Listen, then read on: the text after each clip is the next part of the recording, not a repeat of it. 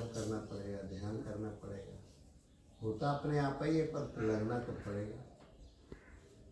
ये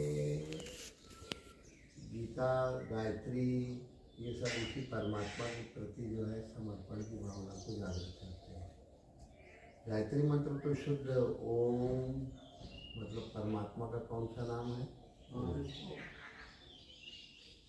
वो भूर्भुवः स्वः, मतलब जागृत, उसी से मिलती जुलती स्वप्नावस्था, भुव और स्व।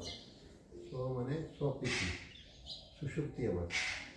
तीनों अवस्थाओं में अनुगत जो आत्मा, तुरीय स्वरूप आत्मा है, तीनों में अनुगत उस परम आत्म स्वरूप, परमात्मा स्वरूप, ईश्वर स्वरूप सत्ता से प्रार्थना की जाती है कि तत्सवितुर्वरेण्यम, तत् माने जो व्यापक है, प्रकाश में सवितु हो गए, उसको वरण करना। वरेण्य माने वरण करना। भर्गो देवस्य धीमहि, ये कन्या बुद्धि रूपी कन्या प्रार्थना कर रही है। हर साधक की बुद्धि रूपी, लगन रूपी लड़की मान लो, बुद्धि में जो लगन है, बोध के प्रति जिज्ञासा है, इच्छा है। भर्गो देवस्य, वो स्वयंभू, भर्ग भर्ग भर्ग, जैसे पानी बरसात में खूब जब गिर जाता है तो जमीन से बुल्ला फाड़ के निकलता है, भर्ग भर्ग भर्ग भर्ग। तो भर्गो माने स्वयंभू परमात्मा, भर्गो देव से वो स्वयंभू देव परमात्मा का हम ध्यान कर सकें। ध्यान के लिए बुद्धि शुद्ध होना चाहिए। वर्ण करना है तो ध्यान करो, ध्यान करने के लिए बुद्धि शुद्ध हो।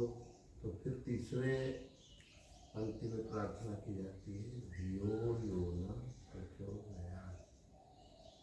वो यो माने वो परमात्मा, धी माने हमारी बुद्धि को, धियो यो न माने हमारी बुद्धि को प्रचोदित करे, प्रेरित करे, पारदर्शी बनावे, शुद्ध करे। जब बुद्धि शुद्ध होगी तो ध्यान कर पाओ। उस मंत्र में पूरी प्रक्रिया कि हमारी बुद्धि शुद्ध हो तो हम आपका ध्यान कर सकते हैं परमात्मा देव।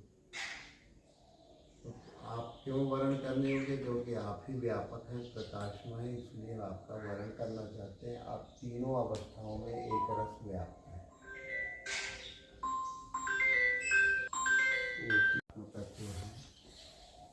आत्मा के कारण सब परमात्मा के पवित्र पुत्र हो, पर उसका प्रकाश न होने से मायावी हो गए। आत्मा का अनुभव ओम नाम की, मन ही मन ओम का लंबा जाप करो तो श्वास भी लंबी करती है। बाकी के नाम सब कीर्तन भजन के लिए। आध्यात्मिक कल्याण स्वाध्याय करने के लिए केवल एक ही नाम है, उसको योग दर्शन, गीता, रामचरितमानस सब में ओम के रूप में चित्रित किया गया। रामचरितमानस में पहला अक्षर वो है और आखिरी अक्षर वो है।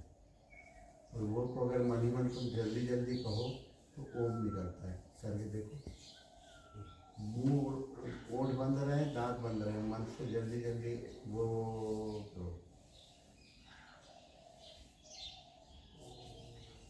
मुंह से नहीं, मन से। मुंह से करना हो तो मुंह से भी जल्दी जल्दी करो। वो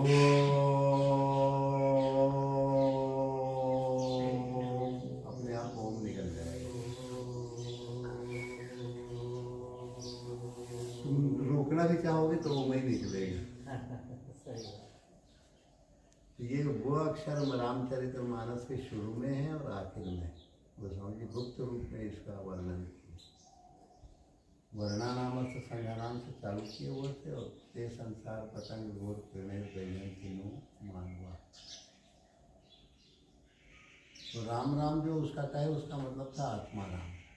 गोस्वामी जी गुप्त रूप में राम राम का मतलब आत्मा राम, उसका पवित्र नाम शुरू में और आखिर में।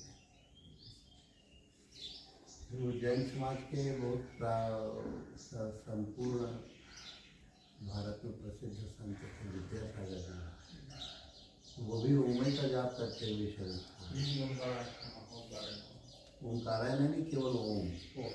ये कहने में आता है ओमकार आय नमः ओमकार, केवल ओम का अकेले जाप करते करते, और सबको कहते गए। पहले तो नहीं बोले ओम के बारे में, और जब शरीर छोड़ना तो उस समय सबसे कहते गए कि भाई वही नाम जपना। फिर जीवन में पहले ओम नाम का प्रचार नहीं करते थे, बाद में जब शरीर छूटने का समय आया तब जाकर ओम का उसी का जाप करते हैं, उसी को करते करते कल्याण है। और अपने शास्त्र ग्रंथों में तो योग दर्शन गीता सब में ओम का महिमा लिखी हुई थी। तो पहले आचार्य जी पंच नमोकार का करते थे, बाद में उन्होंने केवल ओम ही का प्रचार किया, और उसी को ओम का जाप करते करते शरीर का त्याग किया। यही तपस्या है, यही स्वाध्याय है, यही समर्पण है। तप स्वाध्याय ईश्वर प्रणिधन सेवा सुंदर समर्पण। ओम का सेवन करो। किसी महापुरुष की सेवा से वो पुण्य जागृत होता है, जिससे स्वाध्याय करने की प्रवृत्ति बनती है। स्वाध्याय से उस परमात्मा में समर्पित हो जाते हैं। ठीक, देव सामने प्रणाम करो।